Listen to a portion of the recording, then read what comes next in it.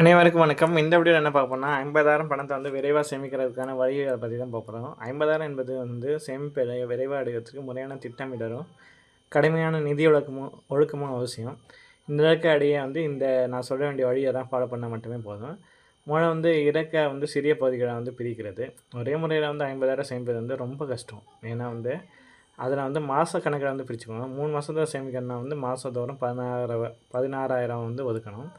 6 மாதத்துக்கு சேமிக்க வந்து மாதம் வந்து 8,300 ஒதுக்குனாலே போதும். 10 மாதம் சேமிக்க மாதந்தோறும் 5,000 ஒதுக்கணும். இப்போ 2வது என்ன பாயிண்ட்னா வந்து முதல்ல சேமிக்கணும், அப்புறம் தான் செலவு பண்ணணும்.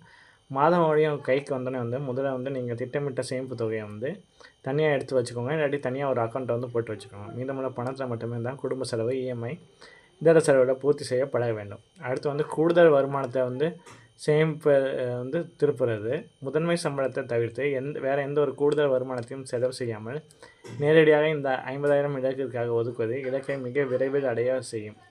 இது மாதிரி வேறு ஏதாவது பார்ட் டைம் ஜாப், வேறு ஏதாவது ஆன்லைன் மூலமாக சம்பாரித்து வந்து அது மூலமாக வர வருமானத்தை வந்து இந்த இலக்குக்கு மட்டுமே பயன்படுத்தலாம். அடுத்து வந்து செலவை வந்து கட்டுப்படுத்துறது. விரைவாக சேமிப்பதுக்கு வந்து செலவை வந்து கட்டுப்படுத்தணும். அதுக்கு வந்து 50, 30, 20 விதியை வந்து ஃபாலோ பண்ணணும். உங்கள் வருமானத்தை வந்து 50% அத்தியாவசியத்தை, 30% விற்பனைகளை, 20% சேமிப்பிற்கு மற்றும் கடன் அடைப்பதற்கும் ஒதுக்க வேண்டும். தற்போதுள்ள நிலையில் விருப்பங்களுக்கு 30ஐ குறைத்து அதனை சேமிப்பிற்கு மாற்றுங்கள். அடுத்து வந்து ஜீரோ பேலன்ஸ்டு பட்ஜெட். ஒவ்வொரு ரூபாய்க்கும் ஒரு வேலையை கொடுங்க. மாத தொடக்கத்திலே எந்த பணம் எதற்கு செலவாக போகிறது என்பதை முன்கூட்டியே வந்து எழுதி வச்சுக்கோங்க.